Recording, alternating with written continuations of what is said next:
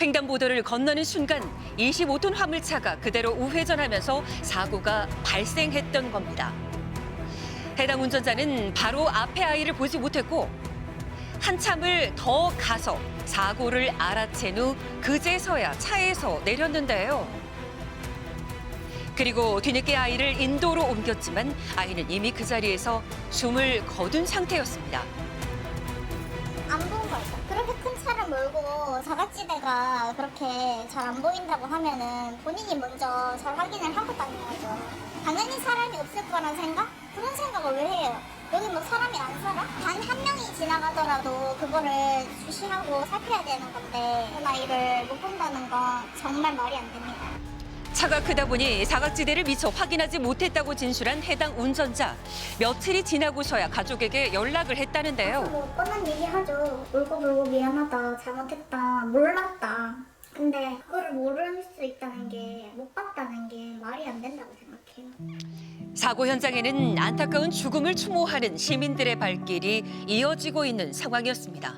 말이 동생이지 진짜 내 자식처럼 생각하고 제 하루하루 낙이었거든요. 그 효정이 크는 거 보는 재미로 학교에 다녀오겠다며 마지막 인사를 하고 집을 나선 12살 막내 동생은 이제 영원히 돌아올 수가 없습니다.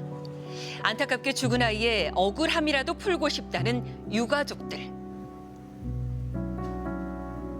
아직도 믿기지가 않고 언니 뭐해? 하고 방문 열고 들어올 것 같고 너무 보고 싶은데. 그런데 앞서 며칠 전에도 안타까운 사고가 있었습니다. 지난달 26일 서울 선릉역 인근 도로입니다. 신호를 기다리던 화물차 앞으로 오토바이가 서고 화물차가 출발하며 그대로 오토바이를 들이받았습니다. 결국 배달 중이던 40대 오토바이 운전자는 그 자리에서 숨을 거두고 말았는데요. 해당 화물차 운전자 역시 운전석이 높아서 앞으로 끼어든 오토바이를 보지 못했다고 말한 것으로 알려졌습니다. 이렇다 보니 화물차에 대한 시민들의 불안과 우려도 커지고 있는 상황인데요. 화물차를 보면 굉장히 공포증을 좀 느낄 것 같아요. 우리 어른도 굉장히 무섭거든요. 트럭이 크니까 그리고 항상 그 덤프 트럭이 그 위험 요소를 가지고 있으니까 운전자는 조심을 많이 해야 돼요. 다른 승용차하고 달라가지고. 어른도 무서워 나는. 옆에 오면은 차 타고 가다가 승용차 타고 가다가 옆에 오면 코 이리 덮치는 것 같고 그런 저기가 드는데 정말 그런 무슨 교육이 있다면 강화해가지고 좀 해줬으면 좋겠어요. 최근 5년간 화물차의 교통사고 건수는 13만여 건 이상. 게다가 한 번 사고가 나면 큰 피해로 이어지는 경우가 많아서 더 걱정이 될 수밖에 없는데요. 대형 화물차의 사각지대 대체 어느 정도인 걸까요? 화물 운송업 20년 경력의 노은영 기사님을 만나 직접 확인해 봤습니다. 사각지대가 되게 취약해요, 화물차는. 앞에도 높잖아요. 여기 바로 밑에 잘 안 보여요. 어른이 있어도 안 보일 거예요. 차체가 지금 원체 높아가지고. 보시면 확실히 다른 시야각인데요. 그렇다면 사각지대는 어느 쪽이 더 심할까요?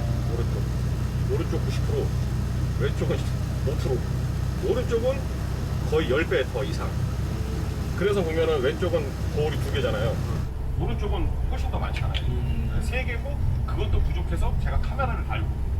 노은영 기사는 안전을 위해 후방 카메라까지 달았다고 합니다. 바로 옆에 있는 밑에 있는 차. 그게 지금 안 보이고 저 뒷공문이 살짝 보여요. 바로 옆 차량이 거울의 끝부분에만 살짝 잡히는 모습인데요. 제가 달아놓은데 옆부분 밖이 지금 보이는 거잖아요. 지금. 차선 변경도 빨리 하게 되면은 저거를 놓치는 거고 쌀쌀하면은 차 형태가 이제 점점 보이니까 내가 멈출 수 있는 거고. 사각지대가 거의 없어졌어요. 저게 생기고 나서 이제 좀 일찍 달려서 나왔으면 좋았을 텐데 예전 차들은 이제 이게 없죠. 추가 장비를 설치하지 않은 일반 화물차의 경우 이마저도 볼 수 없고 사각지대는 더 커진다는 건데요. 그래서 최근 인터넷에서 화제가 된 영상이 있습니다. 운전자의 시선에선 아무것도 보이지 않지만 이렇게 차에서 내리니 수많은 사람들이 주변에 있었다는 건데요. 충격적이네요. 그렇죠. 대형 화물차의 사각지대 어느 정도인지 직접 실험을 해봤습니다. 키가 다른 성인 여성과 초등학생 아이를 각각 사각지대가 심하다는 차량의 우측에 세워봤습니다. 안 보여요. 안 보여요. 운전자의 시야에서 전혀 보이지 않죠? 안 보여요. 저기까지요. 네. 머리 살짝 보여요. 머리 살짝.